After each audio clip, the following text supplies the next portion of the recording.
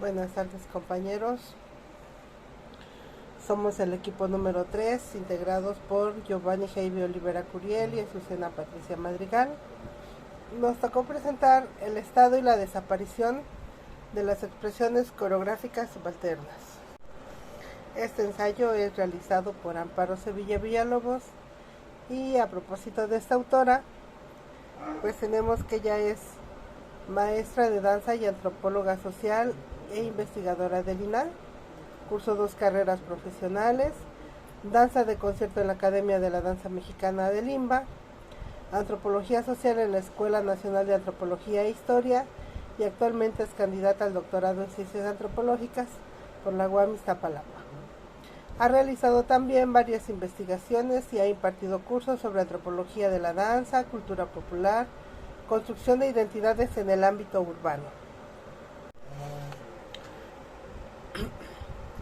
Ahora bien, respondiendo a la pregunta ¿qué ha hecho el Estado con las danzas y bailes tradicionales realizadas por las clases subalternas?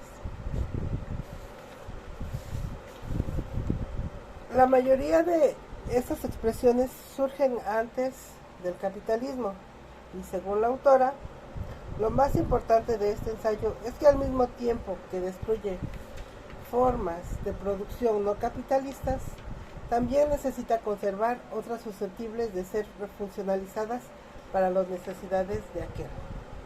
En este tema hay 3 aspectos a desarrollar. El primero son las causas principales en los procesos de cambio o desaparición de las expresiones coreográficas subalternas. En segundo momento, la relación de los grupos de danza con autoridades religiosas. Y en tercer lugar, con las acciones realizadas por distintas dependencias oficiales para procesos de apropiación y destrucción de danzas tradicionales. En los factores que intervienen de manera directa en los procesos de cambio o desaparición de expresiones coreográficas tradicionales tenemos 3. 1. Los cambios económicos, los cambios ideológicos y la utilización de danzas y bailes tradicionales por la clase dominante.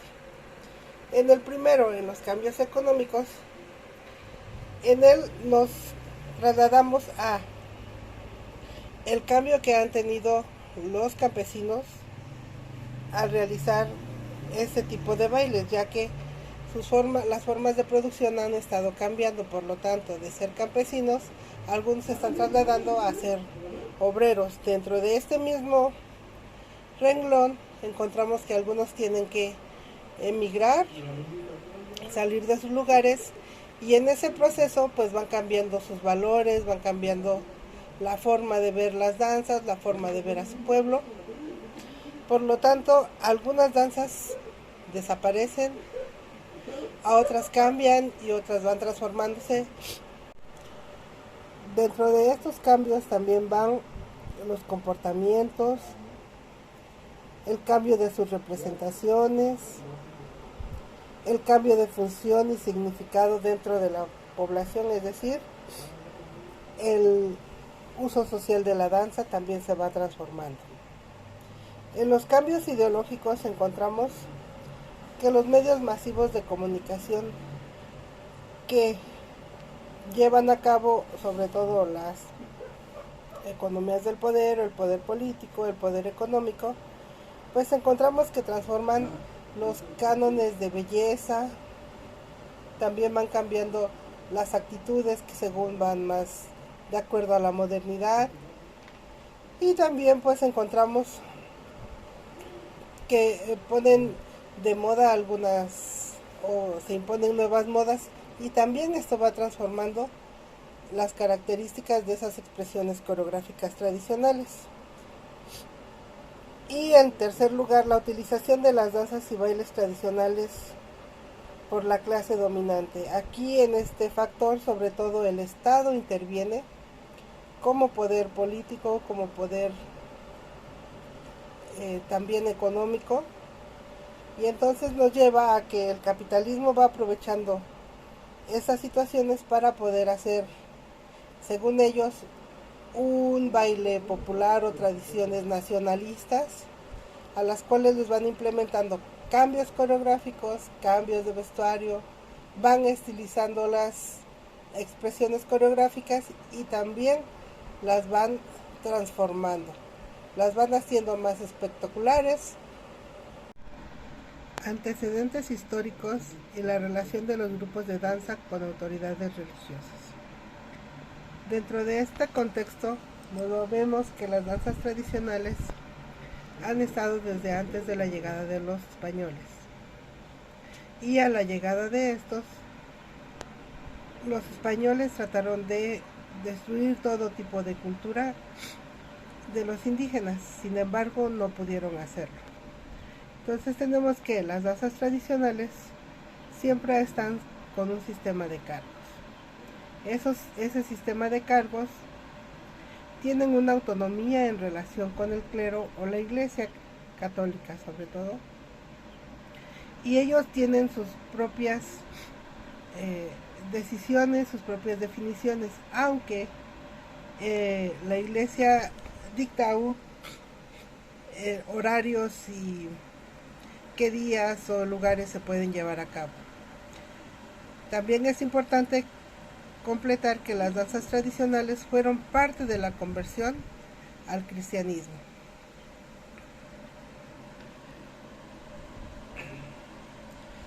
La Iglesia Católica siempre mantuvo o ha mantenido una influencia sobre las expresiones culturales de las danzas tradicionales. En 1539 el episcopado prohibió areitos celebrados por los naturales. Sin embargo, estos no se pudieron erradicar y algunos evangelizadores propusieron una política de tolerancia con respecto a la danza. Según nos cuenta el padre José Acosta, es parte del buen gobierno tener la república sus recreaciones y pasatiempos cuando conviene. Ningún linaje de hombres que vive en común se ha descubierto que no tenga un modo de entretenimiento y recreación con juegos o bailes o ejercicio de gusto. En el concilio de 1550 se establecieron horas y lugares en los cuales se podían realizar estas danzas, siempre y cuando no tuvieran una interrupción de los sacramentos religiosos. En 1775, un edicto del Provincialato de México señalaba lo siguiente: que no se hagan ni se permitan escuintiles, representaciones en vivo de la Pasión de Cristo, palo volador, danzas de santiaguitos ni de otros bailes supersticiosos en idioma alguno. En 1853 se vuelve a prohibir la realización de las danzas por considerar que eran ajenas a la liturgia. La prohibición fue demandada por el arzobispo de México. Esto debido a que son elementos que salen del control del clero, por lo tanto los empiezan a prohibir otra vez. Sin embargo, la función de las danzas ha sido acorde a las instancias de los intereses eclesiásticos, pues la Iglesia olvida que este fue uno de los medios con que se logró conquistar a los indígenas. Para la autora Mercedes Olivera nos señala que las danzas fueron instrumentos de dominación.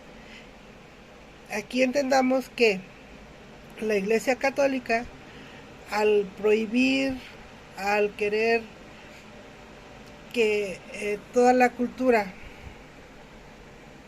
que no era católica, que no era cristiana, era maléfica, que no convenía a sus intereses, pues las fueron quitando. Sin embargo, algunas no lo pudieron hacer, algunas se transformaron desde esa época para